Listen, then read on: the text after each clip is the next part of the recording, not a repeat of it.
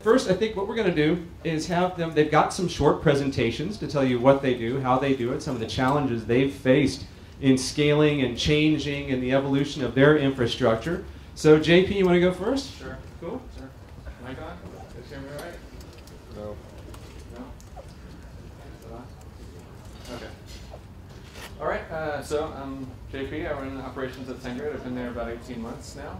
And to give you a sense of scale, when I got there, it was about 3 billion a month and about 9 billion email messages a month. We've hit peaks of around 10,000 emails a second.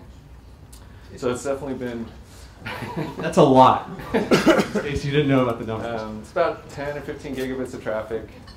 So it's definitely been a scaling story, and I think, we've talked about some nice organized DevOps, you prepare beforehand. SendGrid you have your spreadsheet, someone's talking about spreadsheet for capacity. SendGrid is the epitome of the tiger by the tail. So it's been a wild ride trying to keep up with customers and traffic and that sort of thing. So a lot of the challenges that we've had, really retrofitting DevOps on top of what we've had in the past. So, but I wanted to give an example of some of the things that happen as you get big. This has happened, it's kind of a frequent thing where people are growing up and they're in different data centers and different cloud providers, and they're starting to say, well, why am I having outages? Why do I have to be at the effect of that? And my bill is huge. I'm sure people have suddenly found that their Amazon bill has gone through the roof. And then they start, we started getting into things that we simply couldn't get supported. And I'll get into that in a minute. So AWS outages, we all know about that. Finally, people are developing across regions, but that's sort of a new thing and a painful thing that people have to deal with. I have to dig SoftLayer a little bit because they have maintenance windows, but I'll give them props. They provision stuff really fast. So Limestone, we've had a lot of problems with ARPs. Rack space, deploy times and cost, steadfast. Cool, but separate story. But we're actually hosted in all of that stuff, so we've made it as complex as possible. So, a hybrid approach is good. The value of spinning up things quickly is awesome, and there's definitely a time and a place for that. But, as Cloudability, right, will attest to, there you go, right? Really, idle AWS instances is common everywhere, right? So I was using the Cloudability tool, and hundreds of servers sitting at 1% utilization, right? They're costing 100% of what Amazon charges. So, and not many people are doing the spot instances or fast imaging. So a lot of wasted resources, a lot of server sprawl, and sloppiness is expensive. And if you're not awesome at prod ops, right, or DevOps, that sloppiness, that just happens. And I think that probably happens more often than people want to admit, but something we've had to deal with. So what I found in kind of analyzing these growth points in my career is around 50,000 a month is when you should ask, what's the right thing? Should we be in the cloud? Should we not be in the cloud? And so, just a little bit of a comparison. I can spec out, self-hosted data center, router, everything, all done at 50K a month, right? And compared to the same spec of AWS high CPU, high O, right? It's 300 grand a month. So that said, it's not a free lunch. You still have to support it. So if you have the staff, great. If you don't, it's a very different question. And one of the things about SendGrid is we made sure that, I'll get into that, but it didn't have a staff impact. So we had this very bizarre, this just never happens, one-off thing. So dig.com kind of went out of business and they were parted out. And we were able to buy their entire running infrastructure. We didn't actually even power it down. So 700 servers, took over the routers, took over the cage, right? For 250 grand, it's kind of yeah, you do that. Of course you do that, right? Yeah, write the check exactly. And but all of a sudden, bam, and now my staff, in operations and DevOps, they have to care about Serial Console and what rack unit and how many amps and the power strip, and it's all this new stuff that they haven't dealt with before. So,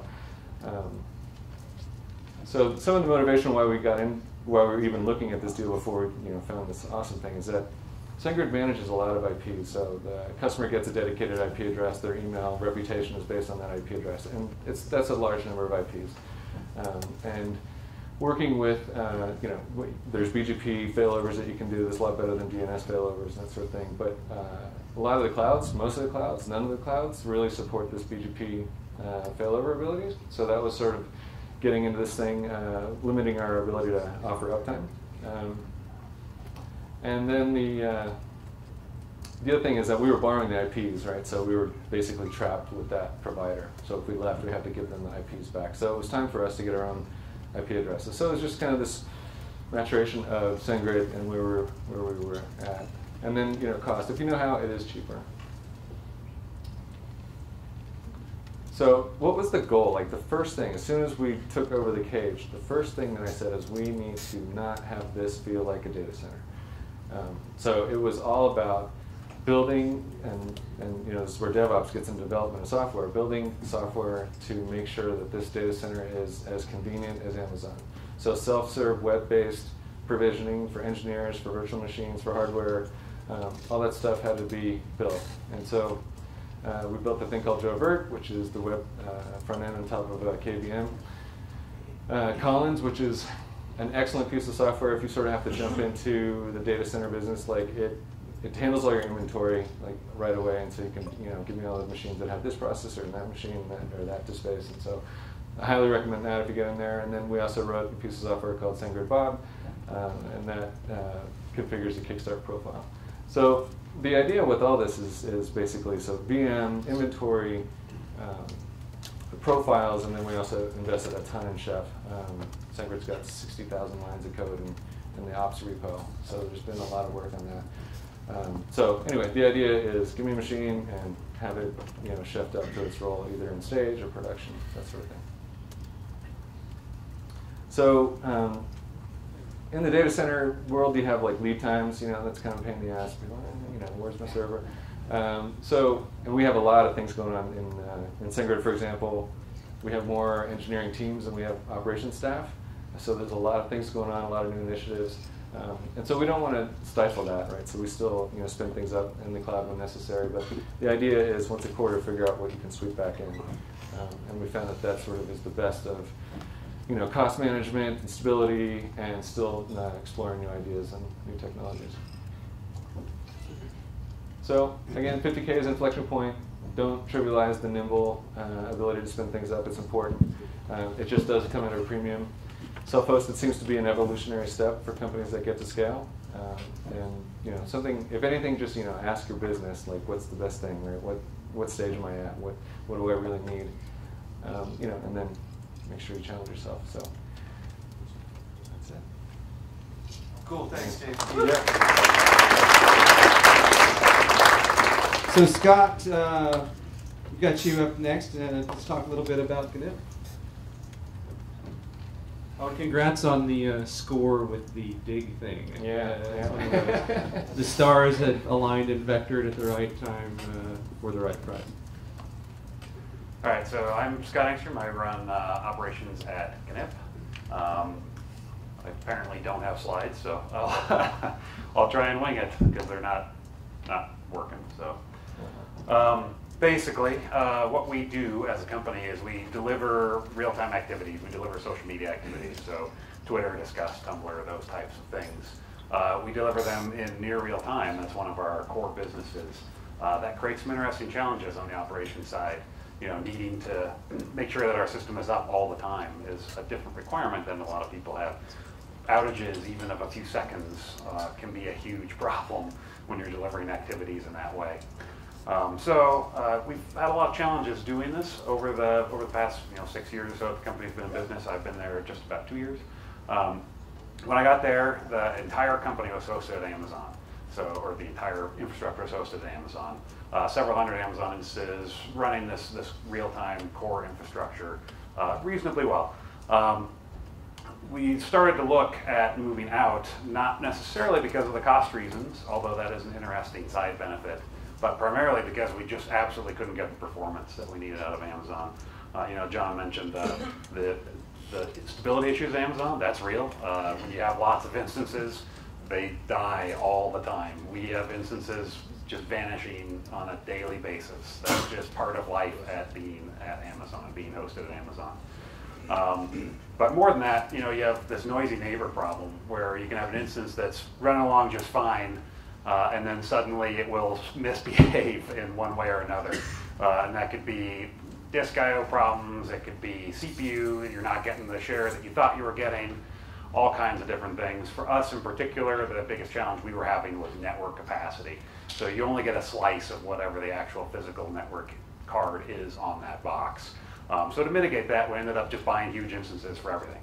So rather than actually being optimal and buying, okay, we're going to just do micros over here and smalls over here, we bought C1XLs for everything because they got a better slice of the network pie, so to speak.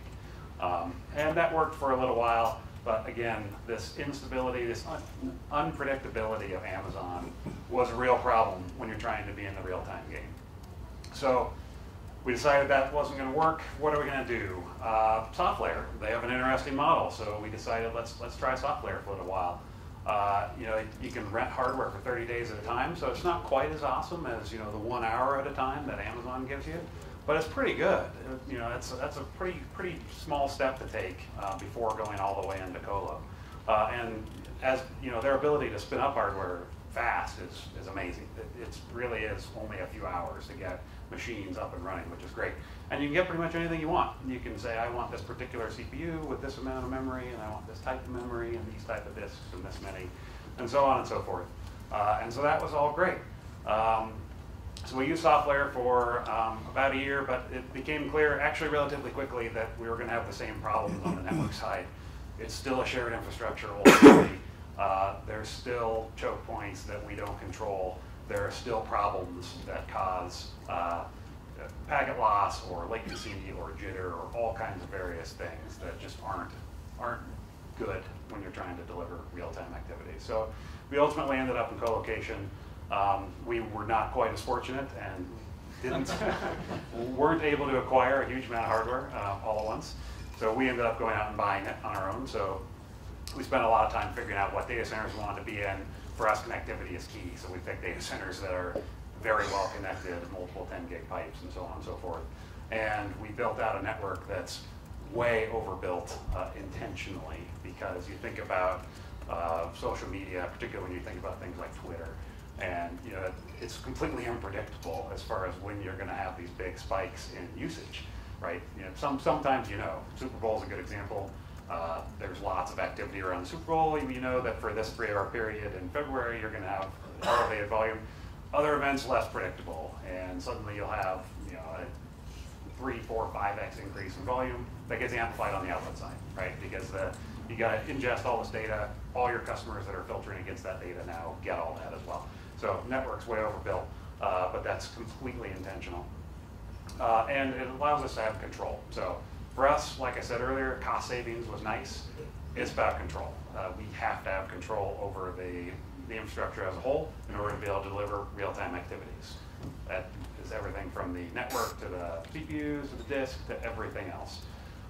But you know, we're still a startup, or we like to pretend like we're a startup. So we need this flexibility. We want to be able to maintain rapid prototyping. You know, we don't want to have to necessarily commit to very expensive mistakes because your lead times are so much bigger, and when you buy an actual piece of equipment, you're expected to use it for the next 3 or 5 years. You know, your mistakes can get a lot more expensive. So we built private cloud. We decided to use OpenStack. We evaluated a lot of different variants, and ultimately decided on OpenStack. Allows us to essentially do that, where we can still rapidly prototype. We can spin up instances in about 2 or 3 minutes with any config we want. Obviously limited by the underlying piece of hardware that it runs on, but if I want 32 CPUs in an instance and 64 gigs of RAM, I can have that. If I want a really small instance, I can have that. We can control the oversubscription, which is set at 0. We can have our own noisy neighbors, and then we can kill those. We can, you know, still, it's true, it happens. Can still allow the dev organization to have a level of control, be able to spin up their own instances, and you figure out how their application is actually going to behave before going out and committing to something else. A big portion of infrastructure still runs on bare metal. It's not conducive to cloud for one reason or another, but at least we can still prototype that ahead of time and decide, okay, we are going to need this type of machine that needs 24 cores and 32 gigs of RAM or whatever it is, and get some amount of sense ahead of time before we actually do that. But yeah, Colo isn't the be-all, end-all. We went there reluctantly. That was not our first choice by any means. I can't imagine any new startup starting in co-location these days. You know, inventory management, that's a real headache. That's something that you got to deal with. Capacity planning, another big problem. That's a lot different. You know, when you think about a SoftLayer in Amazon, you essentially can assume you have infinitely large scale. So you don't have to necessarily worry about, oh, I have this load event coming up in 2 days.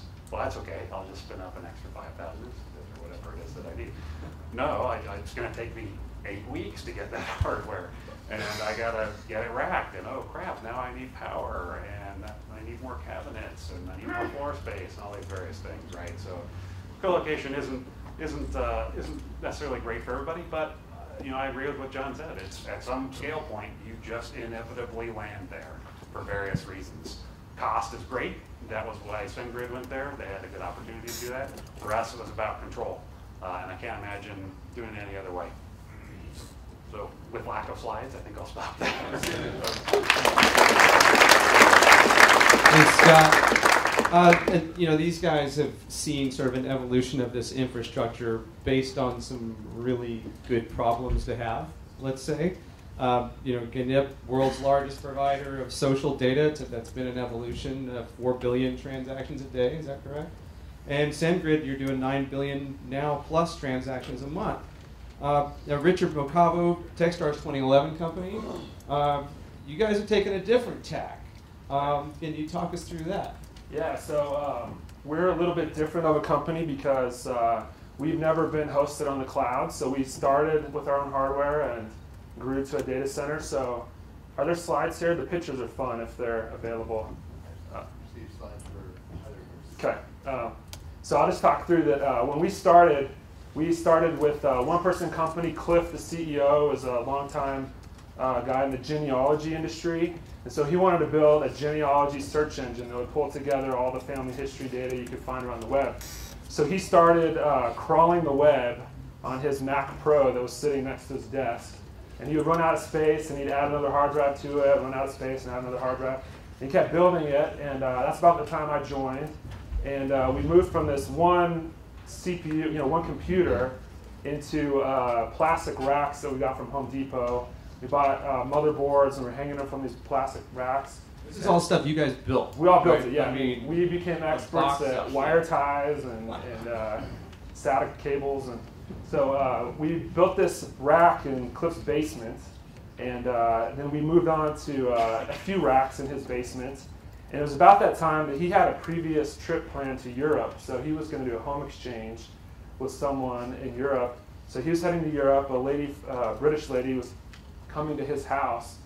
And so we didn't want to tell her that, yeah, some guy might knock on your door in the middle of the night, and don't worry about it, he's just going to fix the server in the basement. So we built a door in the window well of the basement. So it was like a 2-3 foot door. That was my door to get into the basement in case we had any maintenance during the trip. We moved from there to move the racks, our plastic racks, into our office in Boulder, and we were there for a while. We got really good at wire tying and setting up 15 machines on a plastic rack, and we had, I think, 4 racks at the time. And the time came that we eventually had to move to our own data center. So we actually acquired a company in Utah and move all of our data operations out there. So in our office in Utah, in the basement there, we've got rackable hardware, kind of legit hardware now, and it's been running there. We've got 500 servers, 200 on Puppet, and then we also evaluated the your own platform kind of options, virtualization, and we went with CloudStack. So we've got, I think, 200 to 300 servers running CloudStack. We can launch our own VMs on that, and it's been really nice. I guess I thought about the evolution of our data center like an adolescent that we had this little baby that was Cliff's baby next to his desk, and then it grew up to be this adolescent, this 18-year-old. So I think we've had our battles still. I think we're a young adult now. We've had a couple of floods. We had a pipe burst, and we had to deal with that. We had big rainstorm in Utah that brought more flood water. So we've had to deal with these little fires, but it's been a fun ride. And I was just thinking about this, as I was thinking about this idea of an adolescent data center that grows up. I remember this parenting book that I read called How to Talk to Your Kids. How to Talk to Your Kids Will Listen, Listen to Your Kids Will Talk. Really good book. I learned about it on Coding Horror, like Jeff Atwood's blog. But it's just a great book about how to talk to people, including kids. And it just made a point, in various pages about listening to your adolescents. And I thought, how is it that you can listen to your data center? Because your data center is not sentient. It's not like you have an AI there that you're listening to. But I've been reading this other book that's really good called Chasing the Rabbit. And I read the intro, and the intro is by Clayton Christensen. He's the guy that did the disruptive innovation concepts. And he said, Clayton Christensen said in this intro, like, this book will become regarded as the best book on operations ever written. And the Harvard Business School thesis it was based on is the best one to come through Harvard Business School, including my own. So I read that intro and I thought, wow, that's a big intro. So I've been reading this book, and it's awesome on operations, and it talks about listening to your operations. And so if I could just tell a story from that book, there's a story of this Mrs. Grant that's in the hospital, and the night nurse goes in to check on her and discovers a blood clot in her IV. And so he says, all right, I've got to give her heparin. Heparin will help this blood clot. So he goes out to the cabinet. It's kind of nighttime. It's kind of dark, and he's looking for the heparin vial. Grabs it, takes it back, injects it, and he goes. His shift is over, and then the morning nurse comes, and she discovers that that Mrs. Grant has gone into a diabetic coma, a shock. And what happened was they discovered later was that he had grabbed insulin instead of heparin, and given her insulin, so her blood sugar dropped, and then she went into this coma, and then she passed away. And so the hospital did this big kind of 5 whys analysis. What could we have done differently? We really screwed this up. Was it the nurse's fault? Was it the labeling? Was it the lights? And the research showed that for every time there's a death, there's at least 5 injuries. And for every time there's an injury, there's at least 5 close calls where someone almost injects it and stops it. And then for every close call, there's at least 5, I don't know what's on this label, and you get the right one. So if you do that math, that's 125 opportunities to have seen a problem before it happened and had caught this. So early on, if you have in your culture that when I see, if I even hesitate a little bit to know what's the insulin and what's the heparin, then I need to back up and say, let's work out a solution. Let's write a test that prevents that from happening again. And then you never get to that point where that's going to cause the death. So to me, that was a great lesson in listening to your operations. The book makes the point that your operations will talk to you, and if you listen to them, then you'll catch these things early on, and you won't ever have these catastrophic events that happen. Very cool. Thanks, man. Very different concept to bootstrap your own infrastructure, which is what we're talking about here. And thanks for the great story. Not sure if anybody knows this, but SoftLayer had to bootstrap our entire company. When Nathan and Sean and these guys decided they were going to do this thing, everyone said, you can't do this. It's not going to work. So friends, family, we bootstrapped a freaking data center company, right? When I first started at SoftLayer, we have this big swag closet, with all the cool marketing swag stuff. And I was cleaning it out one day with Raleigh, actually, and not like cleaning it out, taking it, everything, really cleaning it out. And there's this wood thing standing in the corner. And I said, what is this, man? Get rid of this fucking thing. It's taking up space, right? And someone that was there with us, someone had been there a lot longer than both of us, said, no, don't touch that thing. I said, what is this wooden thing? It's this wooden rack, and it was the first rack from SoftLayer, and it's made out of wood. It's about this tall, And that's the rack that guy started the company with. So you can definitely empathize with going down that route. Let's talk a little bit more about, you guys eventually had to end up doing your own thing, rolling your own, from the beginning or eventually getting there. Let's talk about application-centric infrastructure, or application-oriented infrastructure a bit. How specific is your infrastructure now to your application, or your application to your infrastructure now? I guess that's kind of an egg and chicken thing. Yeah, well, that should be as decoupled as possible, I think. One of the things that we do with the whole hardware is we don't want that to be part of the application, right? We want to manage it as easily as a cloud, but we definitely don't want it tied up into the app. So we literally order the same thing for everything. It's just one order pre-configured, and so we don't mess around with specs of this and specs of that. You know what to order, you get it, you just get more of it. We don't even send an ops person out there, it's all done. It's just racks, welded. Yeah. It should be like that. Yeah. That's not so. And this is the thing that's tricky is, why do you want to do your own data center? It's like, well, no, I don't. I want to save money and I want to, operate. It's not that I want to. Yeah. So back in the day, Ryan will test you. I did want to, right? Yeah. But so I think I've got that worked out in my system. But on the other hand, it's about delivering value to the business. Customers and revenue. Customers and revenue and cost, right?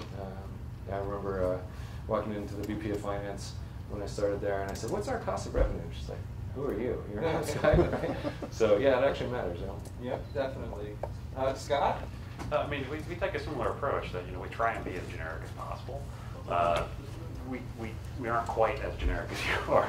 We don't buy exactly the same thing. So our private cloud is essentially exactly the same thing over and over and over. On the network side, we definitely do that. The network behaves like a fabric. I agree with the earlier comment that software-defined networking isn't quite there yet. So in order to get around that constraint, we essentially make the network generic, right? So everything is dual 10 gig attached to switch ports or switches that are separate, and then aggregated up. But all of those ports are configured in an identical manner. So we can plug any machine into any set of ports and it'll work the right way. So we don't have to think about that. And leveraging private cloud to make sure that we can be generic is certainly something that we focus on. But there are certain pieces of our application where the hardware really does need to be tailored to it. And so in those cases, we do have custom. It's not really custom though. It's just it's a different thing. Yeah. So we have probably 5 or 6 different configs in total for the entire infrastructure, and the majority of those are the machines that make up the private cloud. So we definitely try and keep it as simple as possible, and I would love to have it be entirely generic. The reality of our situation is it's just not practical to do it that way. Yeah, actually, we use RDS for database. That's one piece that's still in Amazon. Richard, anything specialized, or are you guys keeping it pretty generic? We standardize on the same plastic rocks from Home Depot. Yeah, when we bought our own hardware, we did standardize on the same exact one. So all 500 servers are the same. One thing that was nice about that is we could write assertions in Puppet to say this machine should always have 8 cores, it should always have this amount of memory, this amount of. And so that kind of smoked out some of the issues. Some of the machines we found, 3 machines that only had 4 cores because one of it had failed. We found other machines where it didn't have as much memory as we expected because the vendor had forgot to put the right amount in it. So those Puppet assertions kind of smoked out those issues where they weren't standard. Cool. And we've mentioned Chef and Puppet across the board. So let's talk about automation tools and scripting and things like that. Doing your own thing. What automation and what's scary and what's friendly? How much automation are you guys actually driving through things like Chef and Puppet? I'll start. So automation is key. To give you a sense of scale, we manage about 1,000 machines, right? So you can't manage that many machines without some form of automation. We started with Capistrano for a lot of that stuff, and we still use Capistrano fairly heavily for actual app deployment. And later on, integrated Chef to maintain the actual bootstrapping of the machine itself. One thing that is really key when you're managing machines across multiple infrastructures, we have Colo, which consists of bare metal and VMs. We have lots of Amazon instances, and we have SoftLayer instances. We try and make all this stuff work together nicely, right? You know, having one set of tools that actually does all of those at the same time it's critical. We wouldn't be able to operate the way that we do without it. So we've spent a lot of time making sure that the automation for getting machines from whatever their pre-installed state is, whether it's a piece of hardware or a VM or whatever, up through the app actually operating on it, making that super simple. And that really includes monitoring. Monitoring's been a common theme throughout the day as well. That's really critical, making sure that you can monitor infrastructure well. And that has to be part of the automation part as well. So it's something we invest in heavily, although SendGrid's running into kind of a scaling issue with technology choices.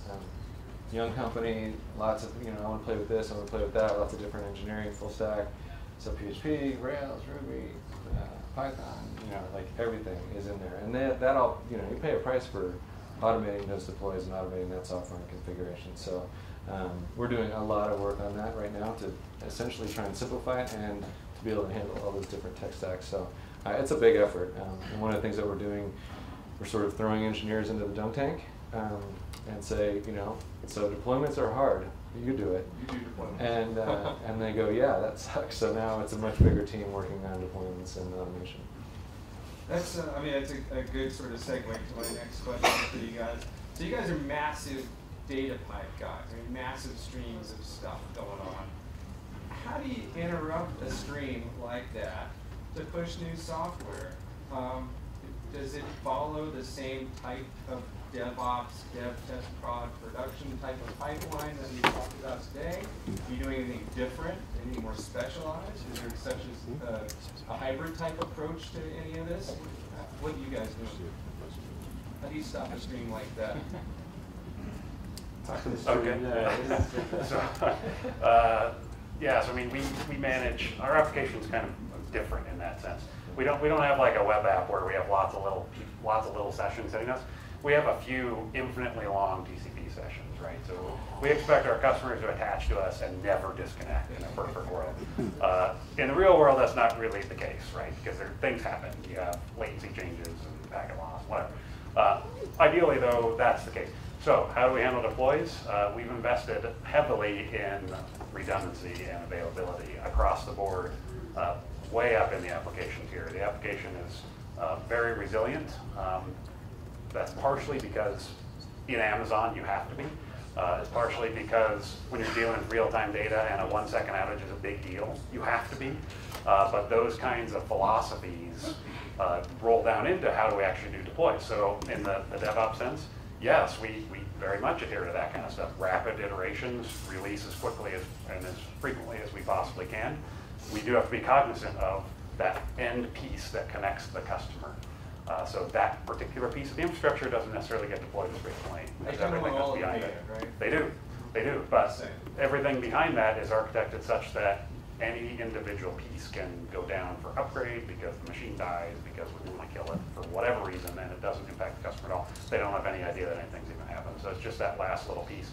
And the reality is we have to cut off customers at some point. We have to upgrade code once in a while at that tier, and the customers get dropped and they reattach as quickly as they possibly can. And we have various other products and other ways that we offer to allow customers to actually fill in those gaps. So if there is a gap of any amount of time, customers can get to that data. It's not like it's gone forever. It just takes a little bit of effort. JP, how do you deal with deploys? So we have a couple different ways. One of the things that you mentioned, multiple data centers. So that's one of the reasons why we really went after BGP, because it's a really awesome, quick, and transparent way to fail over. So that was something I really wanted to have. So let's just move traffic around without too much interruption. We have 2 modes of sending us mail, SMTP, which handles broken connections really well, or retry, that sort of thing. But we also encourage our customers to use our API, and it's the same idea. It's like leave the connection open and just shut them down as fast as you can. And so with those customers, if we have to bring things down and break that connection, we work with them so that they can handle a reconnect essentially. Nothing super secret. I mean, at the end of the day, sometimes you have to break the connection, and the customer's going to have to resend it. As long as everybody knows that and it's quick, then it's all right. And transparent. Yeah. Cool. Well, I think we've got a little bit of time for some questions. Have we got some questions out? I would think there should be.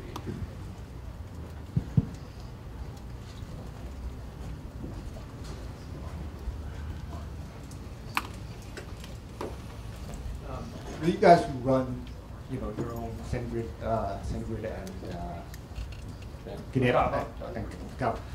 Can you talk a little bit about how you handle the expertise in the networking space? Because I know like the hardware stuff is sort of generic, whatever. You can get your colo to deal with that. But how do you deal with the specialized in the networking space, and have you integrated that into your engineering and DevOps cycle, or is that still something that's super specialized and sort of domain specific?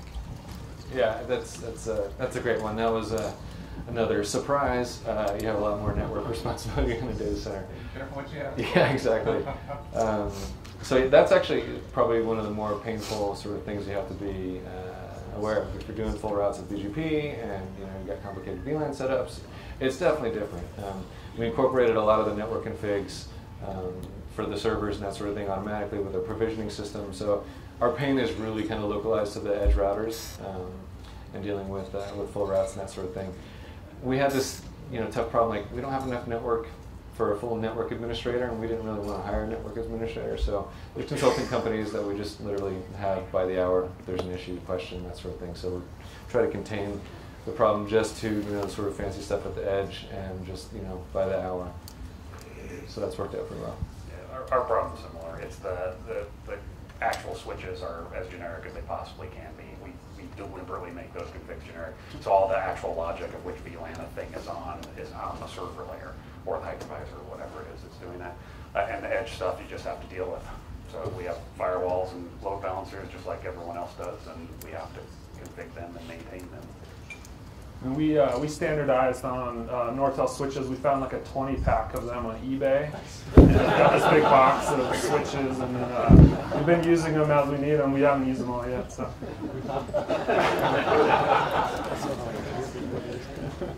Who else we got?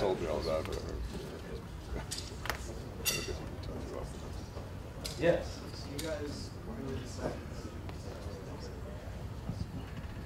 So you guys decided to colo, obviously, so you made that decision. Thinking sort of the other way, what services do you still use to outsource certain problems, whether it's SendGrid or something else? With SendGrid, our redundant data centers, that's SoftLayer. Yeah. So we still use SoftLayer, and this is where we spin things up quickly if we need to. You're our redundant data center, so we move traffic back and forth. We use Dynamo at Amazon, for example. And then we've got our outbound IPs at Stephouse and Limestone and that sort of thing. So I don't know. I mean, it is complicated, and we are kind of spread all over the place. We're winding down our rack space footprint. So if an engineer has something new, I don't want to say you can't deploy it there, you can't deploy it here. I want to keep it kind of open if possible. We offload as much as we possibly can to third parties. We use SendGrid. We're a SendGrid customer. We still heavily use Amazon. We use EC2 for anything that makes sense for EC2. We're a big S3 user. We use RDS. We're using GitHub and all the regular tools you would expect. We try and do no corporate IT if we can possibly get away with that. So it's as much as we can. We didn't want to be in the colo business. It's just an unfortunate consequence of where we're at. Yeah, same. We use kind of all the big vendors. We use SendGrid and other vendors. We spun up some Amazon instances when we had the flood and needed to redirect people to somewhere. So that was temporary. We spun it back down. It was nice to have. We also use Amazon for DNS. So use it a little bit. Anybody else? Questions? So you touched on DR. How often do you guys test it? A lot. We use it a lot. And we have very specific now. We can dial in percentages, that sort of thing. So we use it a lot. And not necessarily for DR, but for releases and maintenance and tests and that sort of thing. Yeah, if you have DR where you can actually use it that frequently, that's the big value. It's not necessarily handling the disaster, but handling maintenance and releases and testing. That has a much bigger value. multi-site DR is a new thing for us. We're still mostly doing DR in a single site, but it goes back to the entire application is architected to lose any piece. So we effectively test that every time we do a deploy. Sitting there. Cool. Anyone else? Last one? Last questions? Anybody? Well, cool. Let's give these guys a big round of applause. I hope everyone learned something today. Had some great conversations before, during, and after. Hopefully made some connections to other people here. Able to listen to what other people are doing, best practices, next practices. We really tried to bring people up on stage that had a lot to add, a lot of value to, the things that you're either doing or you might do. The entire last panel about co-location, forget you heard about any of that. It's terrible. It doesn't work. By SoftLayer, just throwing that in there. But no, really thanks a lot for coming. This is the first one, and we hope to turn this into an ongoing, yearly kind of thing. Would people find that helpful, useful, to extend on this concept and keep moving forward with it? Cool. We think so too. It's why your opinions and those sheets are really valuable to us if we're going to take this to the next level and sort of glue this very disparate kind of DevOps thing together into something a bit more cohesive that can add even more value with the next one. So thank you all for coming. Raj, I'll give it back to you. Yeah, no, I was going to say we'll reach out to each of you and would love to talk to you individually about how we can make the conference better, more helpful, more valuable. So definitely want your feedback on things that worked and things that didn't work. Obviously being the first one, so there's a lot for us to learn on our side to improve and make it more valuable. So please don't be shy about giving us that feedback.